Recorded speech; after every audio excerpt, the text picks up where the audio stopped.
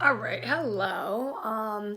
So basically in this video, I'm just gonna be reflecting on what I have learned so far this semester. So I'm gonna start out with the four No's. These are know yourself, know your students, know your content, know your pedagogy. These are all like pretty much the four main pillars for teaching and how you'll be successful. So I'm gonna start with the first one, knowing yourself.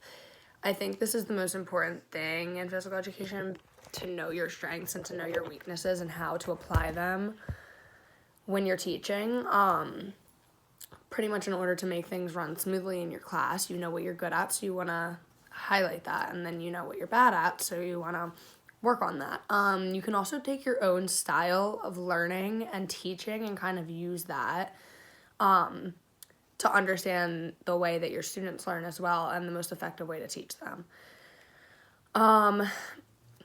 Knowing your students is obviously knowing their learning style and how to teach them, knowing your content.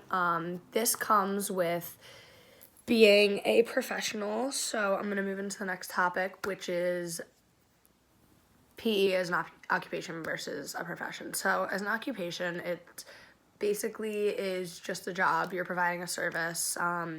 You're an educator. But as a profession, it's more, to me, taking your job seriously. It's that you are an expert in your job. You're always learning. You're always reflecting after your teacher. You're always doing more outside of the classroom to continue learning about how to teach. And one thing I really took from these 5 weeks so far was that as a profession, physical education has a shared language, not for like a common person. So someone with a business degree couldn't come into this profession and understand the language that we use. And then knowing your pedagogy is basically just knowing how to teach your students. So now I'm going to be moving into Savage Inequalities. We've read a few of these last semester, this semester, and I think this is really important because it helps us understand the disparities in education throughout districts that are literally down the street from each other. And it really just emphasizes, that money cannot buy a good education, and that policymakers and administrators need to care more because all children have an equal right to learn, in which they're not getting.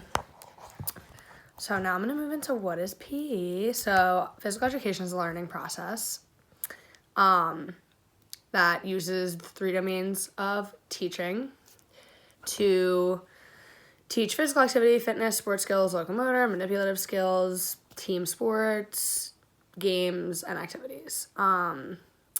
And the main goal is obviously student learning. And learning is a permanent change of behavior through experience and training, and you can see a consistent, observable performance increase. So to cycle back, the main goal of physical education is student learning. Therefore, my goal as an educator is for students to leave my classroom at least learning something and to take the skills that they learned and apply them for the rest of their life. So I want my students to find physical activity for enjoyment that's personalized to them, and just know how to live a lifestyle in adulthood of fitness and health. Also, another one of my goals is to have fun, but obviously encourage student learning. That is the goal at the end of the day. I want my students to leave knowing game skills, activities, and most importantly, cooperation and teamwork, how to be a part of a team, and how to put the goals of the team before the goals of yourself. My last point, I said I want my students to have fun but learn. This is important because there are three domains of learning: psychomotor, cognitive, and affective. You can't have an active and fun PE class if you don't have the cognitive domain, if you don't have learning.